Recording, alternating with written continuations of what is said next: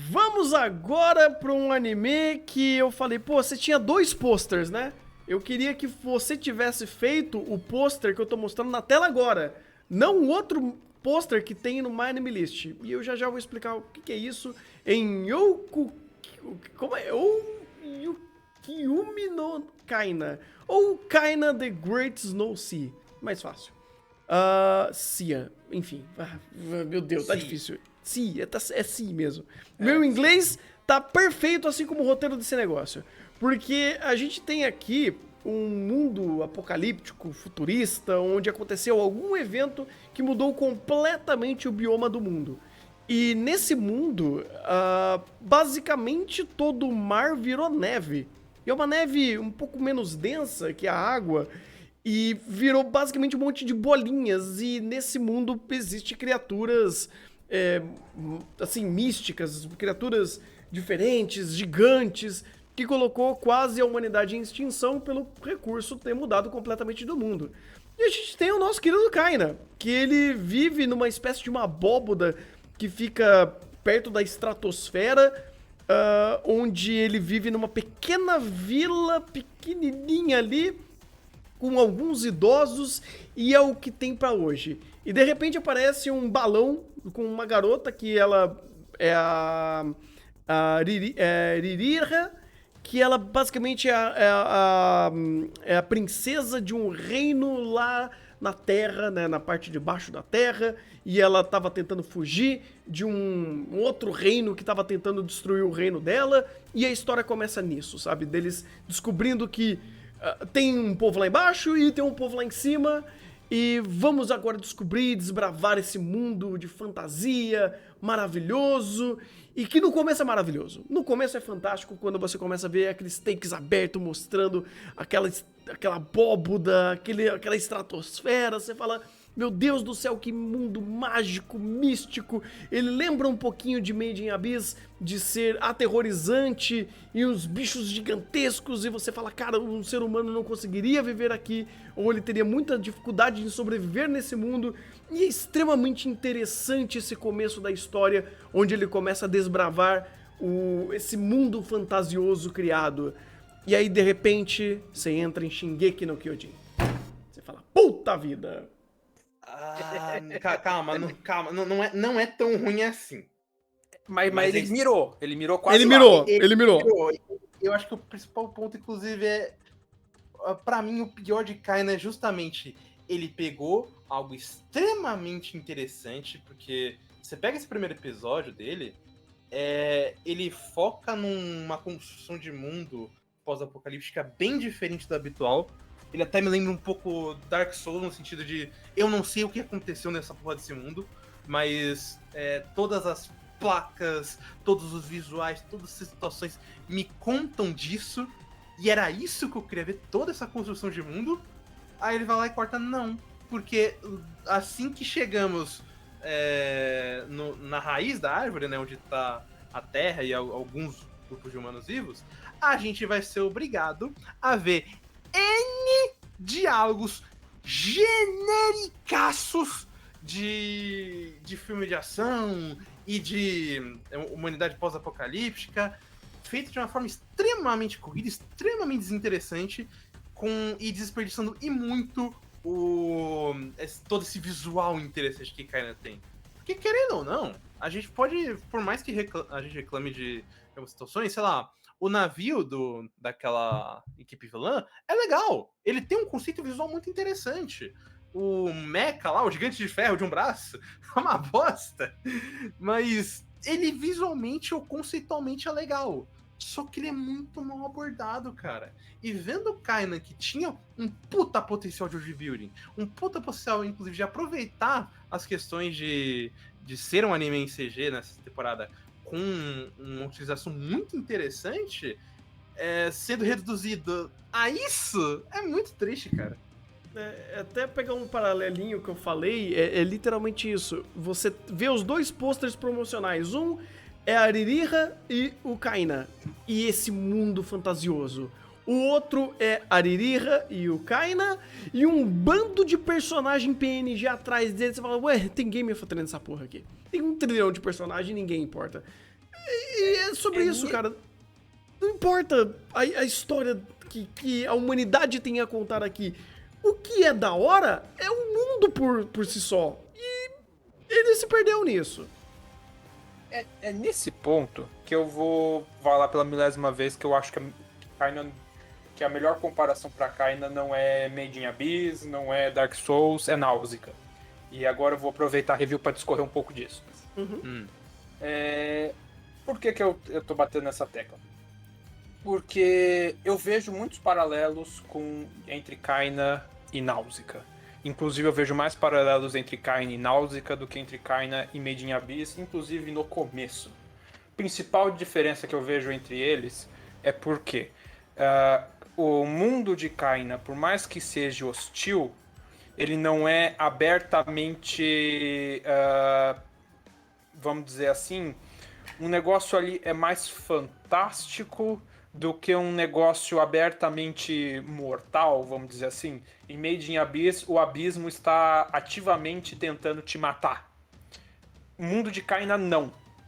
As criaturas, os insetos fantásticos, eles existem naquele mundo, e por eles existirem, como qualquer animal, eles impõem algum perigo. Mas não é como se aqueles animais, aqueles insetos, estivessem ativamente caçando os protagonistas, ou como se aquele mundo ativamente representasse um perigo como o abismo representa, como uma entidade que, vamos dizer assim, ativamente representa um risco inerente. Não, aqui o mundo parece mais o mundo de Náusica mesmo, no sentido que você tem um futuro pós-apocalíptico, no qual a humanidade ruiu, as outras criaturas, principalmente insetos e fungos, e aqui você tem uma aparência também de insetos gigantes e coisas que parecem fungos, mas também que parecem cracas marinhas, aproveitando a temática de Kaina, o grande mar de neve, que dominaram o mundo. E você tem a humanidade que ao mesmo tempo está em seu declínio, convive com esses animais fantásticos, esses insetos gigantes, que já desde o começo a história seta que estão ali compondo o equilíbrio do ecossistema. Assim como em Náusica, os insetos e os fungos estão fazendo uma certa coisa para o mundo, que eu não vou dar muito spoiler do filme. Aqui os insetos eles têm todo um ciclo que participa da reestruturação daquela abóboda celeste, do ciclo de vida daquelas árvores gigantes e tudo mais. E a humanidade vive nesse mundo, numa situação que você tem alguns aglomerados humanos pacíficos, vamos dizer assim, ou mais pacíficos, como é o reino da nossa princesa, e você tem aglomerados humanos ativamente que vivem de caçar recurso de outros aglomerados humanos e incorporar para si aqueles a quais eles derrotam, que é o plot muito tanto de Kaina quanto de Náusica, até com um paralelo interessante, que você tem uma figura central na questão das princesas em ambos as obras. Só que, diferente de Náusica, que você tem personagens muito mais interessantes e mais bem construídos no que você quer, inclusive você tem vilões muito menos caricatos, porque uma coisa que Kaina já começa pecando é na hora de deixar os personagens muito caricatos. Né, Náusica, ele, por mais pouco tempo de tempo da tela que você tem, ele dá uma base melhor, ele dá humanidade, vamos dizer assim, para os vilões ou para sua desumanidade, ou ele contextualiza as coisas muito interessantes. Os dois, inclusive, vão acabar com um robô gigante. Olha só, outro paralelo. Quem viu Náusica sabe que temos robô gigante nos dois, inclusive. Puta, é verdade, e os dois acabam com um robô gigante. Eu não lembrava disso em Náusica. Sim! É muito Náusica isso daqui. Só que, apesar desses todos os paralelos que eu tô falando, por que eu acho que a comparação é válida no sentido do que ambos tentam fazer, Náusica não se prende ao genérico. Náusica tem uma personagem protagonista que ela é muito melhor construída, não só por ser uma personagem mais ativa, mas também pelos diálogos estarem mais em consonância com o mundo e com mais consonância do que a história quer passar de narrativa, que chega um momento que a história começa falando do mundo, dessa precariedade, desse mundo que está em decadência, em declínio iminente, para depois passa para uma guerra entre reinos, ao mesmo tempo que você cobre todo o plot que seria interessante dessa escassez de recurso que motiva esse comportamento, para focar na vilania do velho quase cego que quer matar todo mundo porque ele é mau. Porque eu tenho, por algum motivo, ninguém aqui gosta de mim, mas eu mando nessa desgraça toda, todo mundo obedece porque sim. E bora ser mal por ser mal, torturar, matar, porque eu gosto disso. Cara, Só tentando concluir rápido. E nesse ponto eu acho que Kaina começa a pecar, porque ele começa a se desviar da sua própria história. Não, talvez não se desviar, mas ele começa a abrir para um lado que meio que não faz sentido e contradiz sua própria construção inicial de querer falar daquele mundo ou querer falar desses conflitos para simplificar numa coisa extremamente maniqueísta e simplória, como vocês falaram, né? Já dava para entender um pouco, quer dizer, não dava para entender, mas você já tinha alguns indícios nos diálogos um pouco mais simplistas, um pouco mais genéricos, quando Kaina desce ao Mar de Neve pro reino da princesa. Mas você ainda tinha coisas interessantes da construção, da desconfiança deles em relação ao Kaina. Tipo, do nada brotou esse cara aqui, a gente tem que acreditar que ele veio da quinta do caralho lá de cima. Sei. Então você consegue, até esse momento, ponderar esses prós e contras. Mas a partir do momento que o anime joga toda essa pretensa complexidade pra focar no vilão genérico que é mal porque é mal, no velho babão maligno,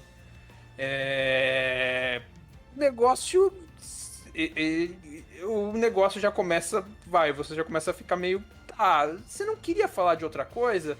E daí quando ele do nada começa a tirar poder e robô gigante do quinto do caralho, porque de repente agora existe resquícios de tecnologia suprema e Deus Ex Machina aqui que você pode tirar do bolso e cabum, explode, corta, invoca as coisas do nada. Invoca um bicho que nunca foi abordado ou explicado pra ele sumir da mesma forma que apareceu. Aí eu vou voltar ao meu paralelo que eu tava fazendo com Náusea.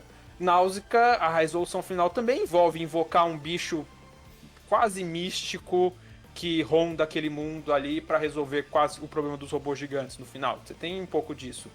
Mas esse bicho já é apresentado desde o começo e a relação da princesa de Náusea com esses bichos é trabalhada desde o começo.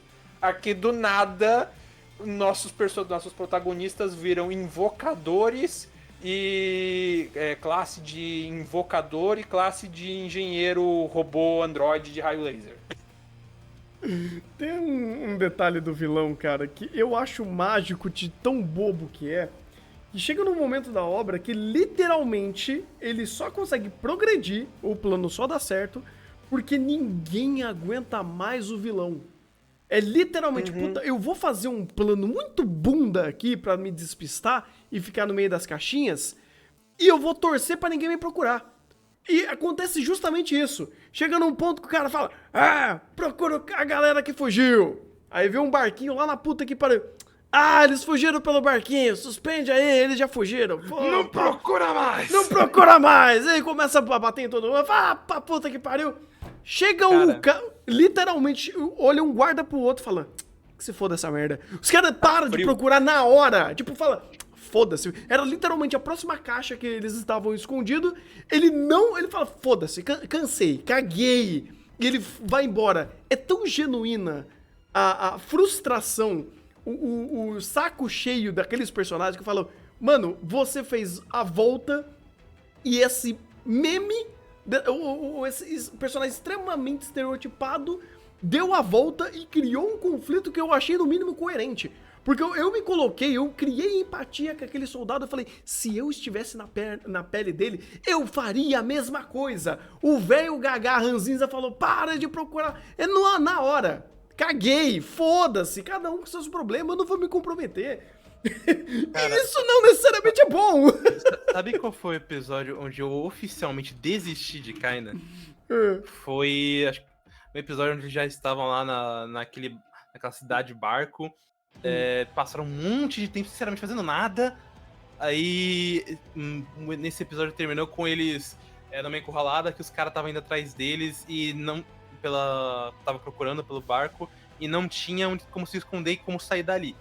Aí eu tava até discutindo com um cara que tava gostando de Kaina, eu falei, mano, isso aqui é muito ruim, isso aqui é mal feito. Ele, não, veja bem, vamos ver como como eles vão escapar da situação, ou como isso vai degringolar em relação ao vilão mais pra frente, ou com os líderes desse lugar. Episódio seguinte, eles, de repente, tem um barco por aqui, transição de cena, escapa, recusa-se a elaborar. Eu falei, mano, isso aí não foi nem a forma mais anticlimática de resolver esse problema. Foi a forma mais cara de pau de falar, não quero trabalhar esse conflito. Não. Só que ao mesmo tempo, se você vai trazer todo esse ambiente político, social, relacionado a esse lugar, por que então que você vai resolver tudo na base do transição de cena, me recuso a elaborar? Eu vou só pegar esse ponto do Rafa, que eu vou colocar que eu acho mais canalha do que isso, que resolver tudo na transição de cena. Não sei nem mais canalha, mas pra mim a suspensão de descrença é mais difícil de engolir. É a cena de que nós vamos matar a princesa, catamos um random aqui do cubo navio do quinto do Caralho 4 e chama todo mundo que vão matar a princesa. É obviamente uma personagem que tá trajada, como todo mundo ali, e tem 3 random no canto, que é o meme de acho o protagonista do anime. E ninguém vê eles, e ninguém suspeita deles, e precisa a princesa começar a andar pra... verdade, o random ali se mexeu, deve ser ela. E ninguém olha pros outros 2 ali do canto, pro negócio e você fala, cara, não é possível. não é possível. Tudo bem, o barco é gigante, o espaço ali, eles estavam no ponto cego. Todo mundo ali, mas inclusive, é sério não é da mesma raça. Ninguém é tipo, todo mundo é branco, cis, super machista, opressor. Não, todo mundo realmente, como se fosse de países diferentes que eles conquistaram. E aí que tá esse ponto. Até que você citou de Náusea, eu tenho aqui, inclusive, 2 entrevistas muito interessantes. Uma é com o presidente da Polygon Pictures, que é a forma como o estúdio vem lidando ao longo dos anos, e com o produtor de Kaina. E essa do produtor de Kaina, não só eles citam que todo mundo aqui tem algum envolvimento com a Ghibli, justamente por até ser da idade quando o Náusea saiu, mas também o fato de que toda a série era pra ter esse meio que envolvimento, mas ao mesmo tempo ter uma particularidade pessoal de personagem. Só que, ao mesmo tempo, quando eu vi o primeiro episódio, eu falei, cara, o personagem é relevante. Ele só tá sendo o veículo pra apresentar esse world building, porque tudo que ele tá falando é relevante. Então, o que eu pensei? Tudo bem o personagem ser só uma batata ou ser um grande estereótipo, porque o que importa é essa construção de world building. Até talvez por isso que eu trouxe Dark Souls, justamente porque o nosso personagem é uma casca vazia. É a gente experimentando esse mundo e os segredos por trás dele que realmente conta e que é extremamente interessante. Aí, quando eu vejo Kaina pegando e não vamos focar nesse mundo, não vamos focar nesses personagens, ou melhor, não vamos focar nesses elementos visuais que a gente tem aqui, vamos focar na coisa mais foda-se do mundo, que é, sei lá, a relação do Kaina com a Ira. 2 personagens bosta, cara, bosta. Uma química muito fraca. Ou, como vocês falaram, um vilão que é extremamente caricato. Inclusive, com um ótimo dublador, mas extremamente caricato, que não dá pra levar esse cara a sério. Eu me pergunto, inclusive, como um cara desses é uma porra de um general líder de uma facção que escraviza todo o reino que passa. É incrível, cara. É até meio frustrante quando você pega e a dinâmica inicial era tentar literalmente fazer essa conexão desses 2 personagens, da Lilira e o Kaina. E de uma certa forma, inicialmente até que vai. Você entende, por exemplo, a Lilira ser uma princesinha voada e o Kaina ser um cara introspectivo que não conhece muito da vida e ele viveu numa vila que pouco tinha informações. E é interessante até em alguns aspectos eles vivenciando uma etapa da jornada, quando eles estavam descendo da árvore, e eles enfrentando e vendo situações, conversando, criando uma química aos pouquinhos. Estava até que funcionando no começo. Só que depois de um tempo eles são literalmente catapultados a um problema mais, entre aspas, complexo, de uma nação engolindo a outra por problemas de recurso, e toda uma complexidade, entre aspas, dessa situação sendo feita, que o fato deles estarem ali não agregando pela perspectiva deles, nem pelo conhecimento, nem pelo aspecto deles serem personagens espectadores, que também não são, e eles ativamente estão ali pra tentar resolver esses problemas. E eu paro e penso e falo, cara, o Kaina acabou de descer da árvore de uma vila que ele mal tinha contato com seres humanos, que todos os seres humanos que ele tinha contato ali eram apenas pessoas mais velhas, da terceira idade, pessoas que já estavam ali, né, nos seus momentos finais de vida até. E ele tá literalmente sendo catapultado a isso tudo e... não, tô de boa. É isso aí, vamos fazer planos, vamos criar etapas aqui mirabolantes pra tentar resolver esse problema. Você fala, não, você não é esse tipo de personagem. Você não tem esse conhecimento, você não tem essa dinâmica, você não tem esse tipo de engajamento. E mesmo assim, a obra, às vezes, milagrosamente se comprometia com isso, e o Kaina só era escanteado. Aí você fala, pô, então a Lilira, ela vai lidar com essa situação, que também não era isso. Quando você entende o contexto da cidade dela e a forma meio alienígena que ela via umas situações, você fala, cara, também não compete a construção desse personagem a esse mundo. Então, é muito detalhe que quando você para pra prestar atenção, Kaina é complicado. Superficialmente, algumas coisas você fala, pô, até vai. Mas se você prestar atenção em como esses elementos se conectam para criar ações e reações, criarem conflitos e resolvê-los, é estranho demais. Porque chega a situações, como eu falei, do soldadinho, ou chega a... Putz, vamos salvar uma pessoa aqui no meio de um ataque e eu vou apagar o incêndio com a porra de um mapa, que é um tapete gigante, que era o único, entre aspas, mapa que eles tinham ali pra tentar resolver a situação do problema. Transição de cena, não, tem outro mapa aqui na parede, tá tudo bem, tá tranquilo, vamos lá, vamos resolver. Ou você tem que aceitar que esse líder supremo malvado, ele é respeitado por todo mundo e todas as tramóias malucas dele simplesmente são aceitas ou acontece. Ou o povo da Ririha, que são um bando de nada, sabe, sem nenhum tipo de personalidade, sem nenhum tipo de entendimento daquela nação, daqueles indivíduos, daquele mundo ali que foi criado, cara, é muito superficial quando você para pra prestar um pouquinho mais de atenção, que as coisas não conectam. É muito destoante isso daí. E até pra comentar um pouco mais, tenta sair até do lado do roteiro, que realmente é extremamente broxante, mas focar em um ponto interessante é como a própria produção da Polygon Pictures, eles tentam trazer esse lado épico e essa ideia visual interessante. Porque a Polygon Pictures já trabalha aí de muito tempo, não só com animes, eles fizeram até CG pra muita coisa, muita franquia. Cara, foi de Star Wars pra Tron, pra Pacific Rim, pra Godzilla, eles fizeram uma penca de coisa. E aí, quando eles finalmente têm esse valor pra fazer anime, a gente vê, pô, sei lá, a Jin, por exemplo, não tem muito valor, ele tem alguns problemas visuais muito grandes, ainda mais pro nosso costume de assistir um anime em 2D, ou seja, dele ainda é bem agressivo, mas ele tem seu estilo próprio e consegue funcionar, principalmente no âmbito de ação.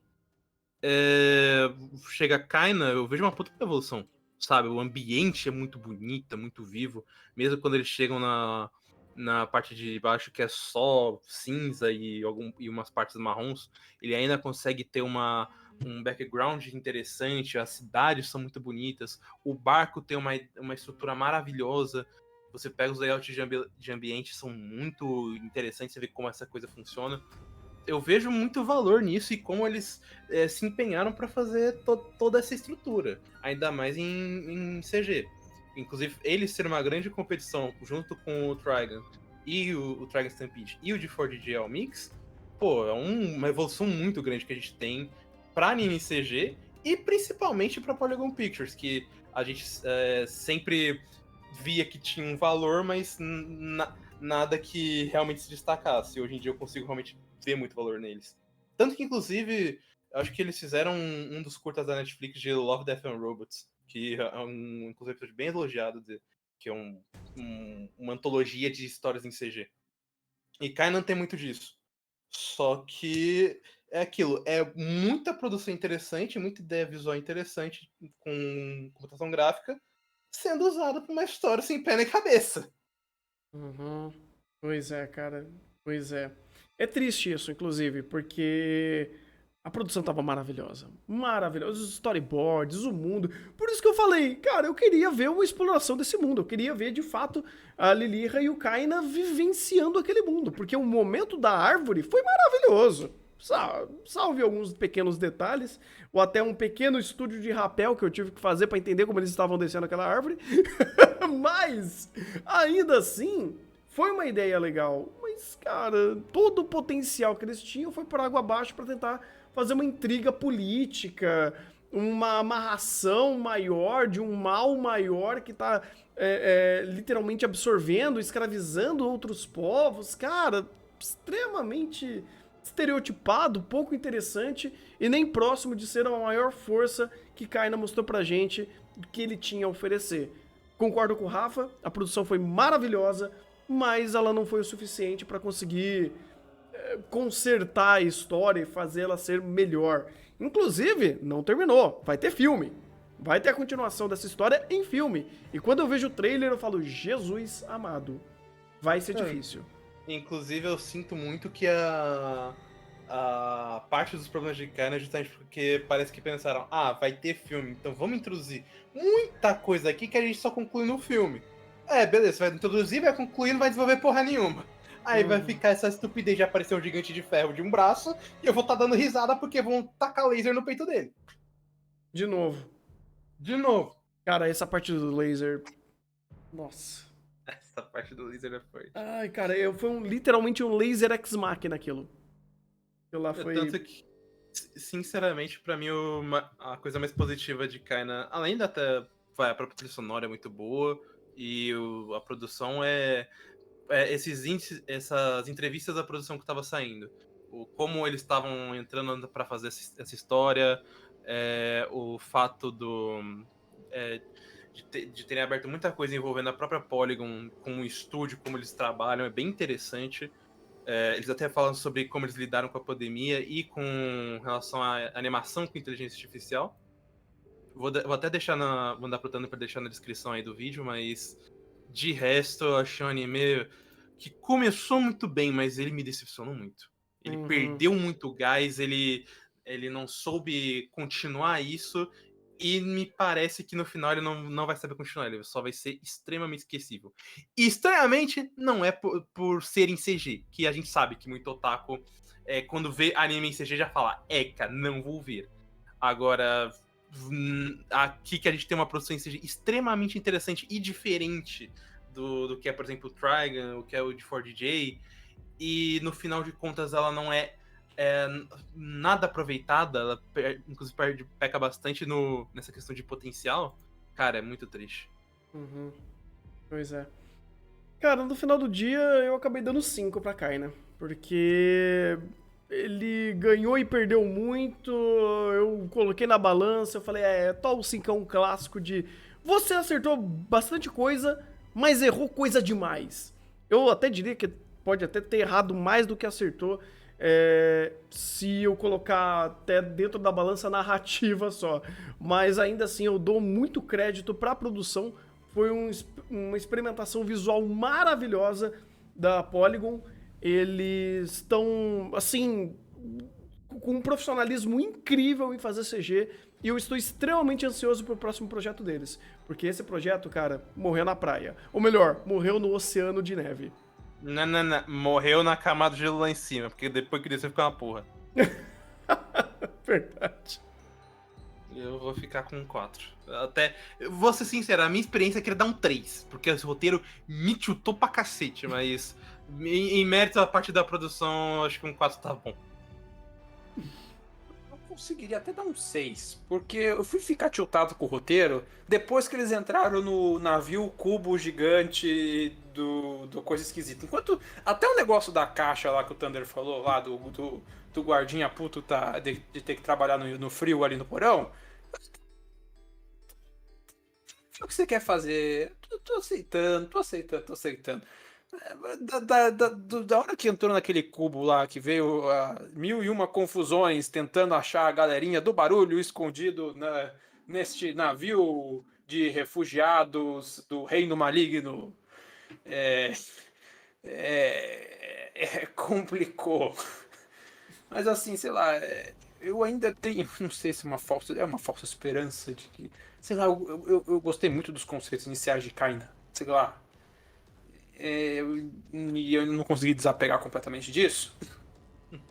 Então eu meio que ainda fico com 6, na falsa esperança de que ele tem tanto a ver, ele tem tantos paralelos com Nausicaa nesse meu nitpicking muito louco. Vai que no final ele me recompensa um pouco, já que ele não vai fazer isso.